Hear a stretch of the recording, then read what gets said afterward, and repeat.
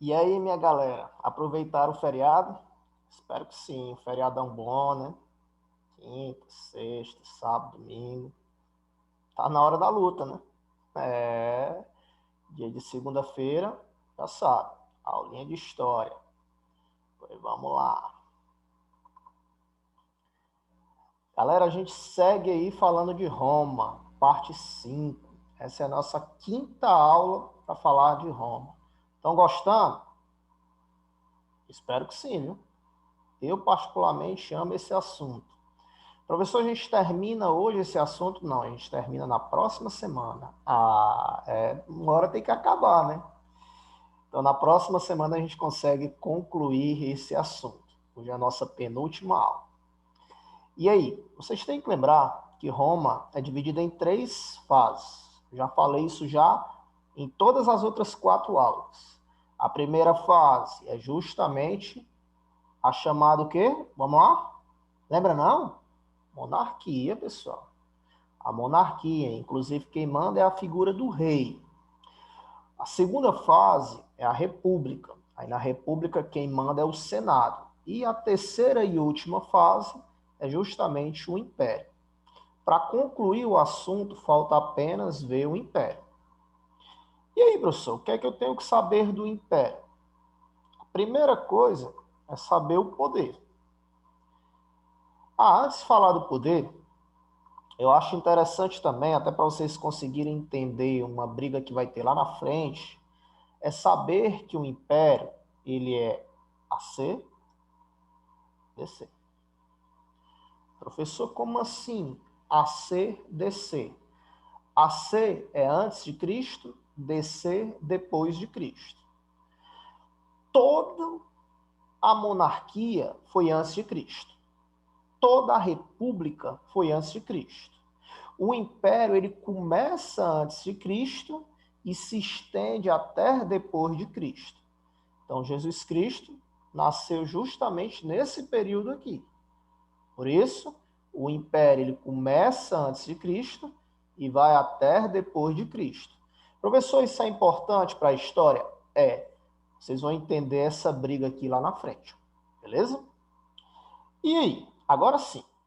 No império, óbvio, quem manda é a figura do imperador. Não é o Senado, não é a figura de um rei, e sim a figura de um imperador.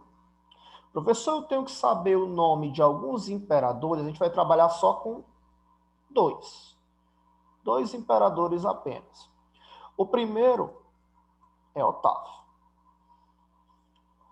Otávio, ele já é o destaque porque ele é o primeiro imperador de Roma. Otávio, ele inaugura aí o império. Só aí já é importante, né? O cara é o primeiro. Mas além de saber que ele é o primeiro imperador, tem outras situações que vocês precisam lembrar na vida estudantil de vocês quando falam em Otávio. O que é? Otávio, ele se destacou muito pela questão do expansionismo. Ou eu também posso falar imperialismo. Professor, o que é isso? Naquela época, se eu quero ser mais forte do que eu já sou, eu vou ter que conquistar mais territórios. Então, Otávio, ele vai adotar essa política, de conquistar mais e mais território. Porque quanto mais território eu conquistar, maior é o meu poder. Então, o governo desse cara é marcado pelo imperialismo ou pelo expansionismo. O que quer dizer isso? É conquistar mais território. Por quê? Porque assim eu aumento o meu poder. Então, olha aí, ó. O poder do cara vai aumentar. Deixa eu ver se eu coloco uma setinha. Pena que meu programa aqui não tem uma setinha decente, ó. Vamos lá. Pronto, dá para entender, né? Show? Então aí já é o primeiro destaque de Otávio.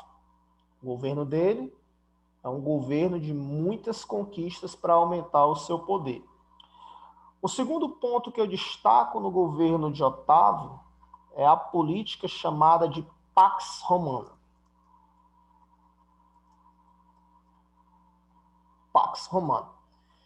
Traduzindo aí, seria a ideia de paz romana. Otávio, ele é mau. Ele conquistou, era muito poderoso, aí começou a dizer, não, agora ninguém pode conquistar mais ninguém, agora é tudo na paz. Então, Otávio foi muito mala, muito inteligente. Ele foi ganhando mais e mais poder, vai chegar um momento que ele é tão poderoso que ele vai dizer assim, ó, a partir de agora ninguém conquista mais ninguém. Fica tudo do jeito que está, paz e amor. Se tudo ficar do jeito que está, quem é o homem mais poderoso do mundo naquele momento? Ele, Otávio Augusto.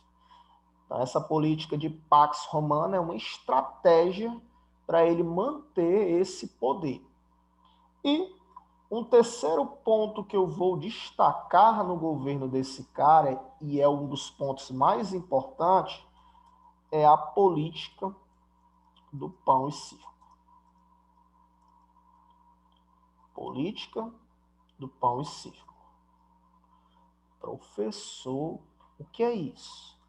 A política do pão e circo é uma política inteligentíssima para conseguir o apoio do povão. Otávio, ele percebeu que para governar por mais e mais tempo, ele vai ter que ter apoio da população romana. E aí, para isso, ele cria, ou ele vai fortalecer, porque já faziam isso lá na República, o Senado, mas ele vai fortalecer a política do pão e circo. O que é isso? O que é que o povão quer? Pão. Não só pão. Pessoal, pão. Lá, pão é comida. O que é que o povão quer além da comida? O povão quer circo. Circo, professor? Diversão. Então, a política do pão e circo, essa frase, essa expressão, político está fazendo a política do pão e circo. O que é isso? Isso acontecia lá em Roma Antiga. É você dar alimento para o povo e diversão. Pão aí é a ideia de comida, circo é a ideia de diversão. Beleza? E aí, Otávio Augusto começa a distribuir alimentos para a população. Aí a população idolatra ele. Esse é o cara. Esse é o nosso imperador.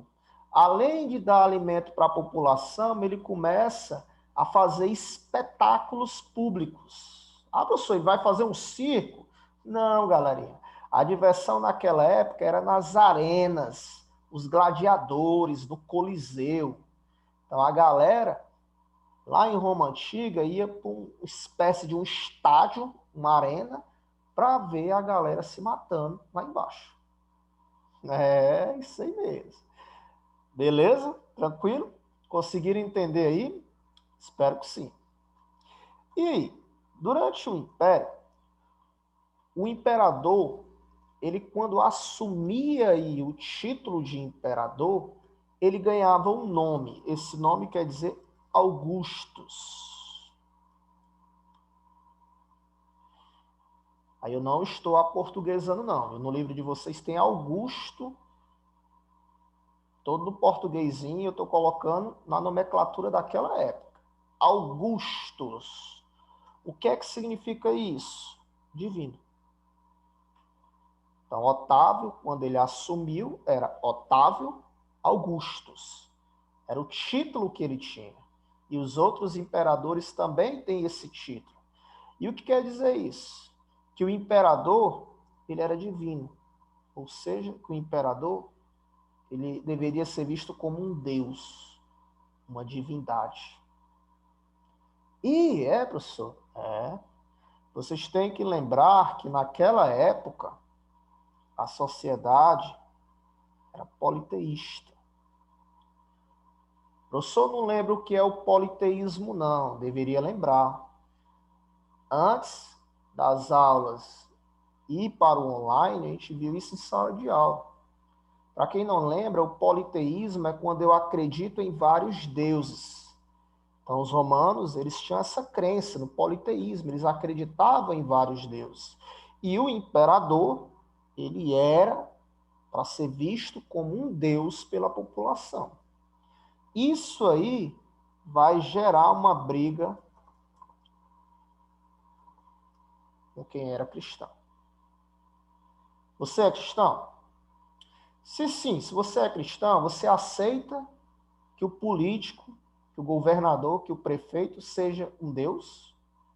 Não, professor, não aceito não, nem eu. Então, os cristãos não vão aceitar ver o imperador como um deus. Olha aí, ó, por isso do ACDC, antes de Cristo, depois de Cristo. Essa briga aqui só vai começar quando o império chega ao depois de Cristo. Antes de Cristo não tem problema nenhum. Ele pode ser um deus, até porque não tinha aí o cristão. Com Cristo, aí começa a mudar isso. Quem era cristão aceita ver o imperador como Deus? Não. E aí começa uma briga. De um lado, o imperador. Do outro lado, todos aqueles que eram cristãos. É peia. Quem era cristão era perseguido, preso, torturado e muitas vezes era morto pelo imperador. É, galera, complicado. O motivo dessa briga, vou botar assim, ó, não Augustus. Ou seja, quem era cristão não aceitava ver o imperador como um deus. Aí isso gerou a briga. Um dos grandes nomes foi a figura de Nero. O expoente aí é Nero.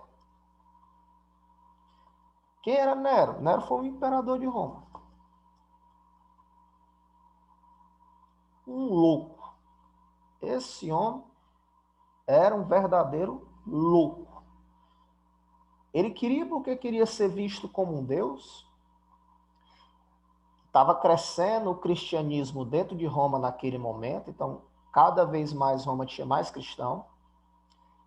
E aí o que foi que ele fez? Como uma forma de se vingar dos cristãos, ele tocou fogo em Roma. Olha aí.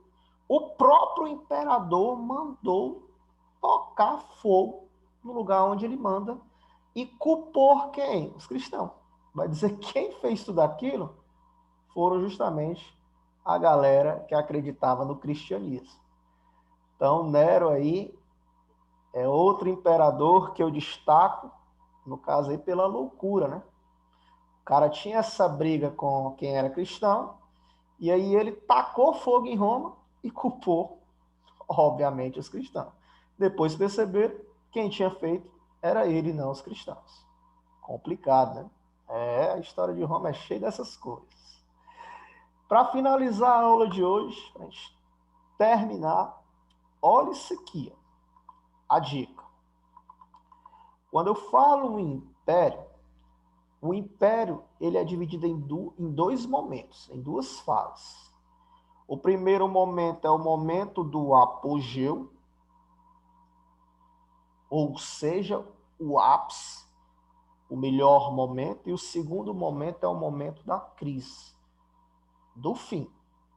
Então, o império ele tem esses dois lados. Foi o melhor momento de Roma e também será o pior momento de Roma.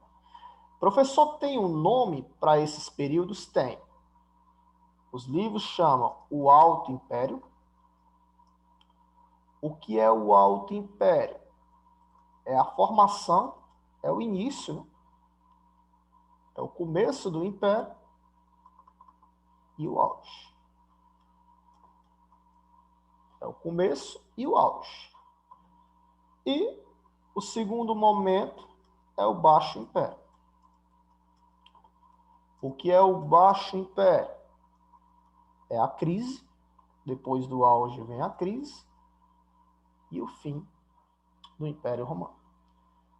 Na próxima aula, a gente vê aí como terminou o Império Romano. Beleza? Pessoal, muito obrigado pela atenção de vocês. Fique com Deus e até a próxima. Tchau, tchau.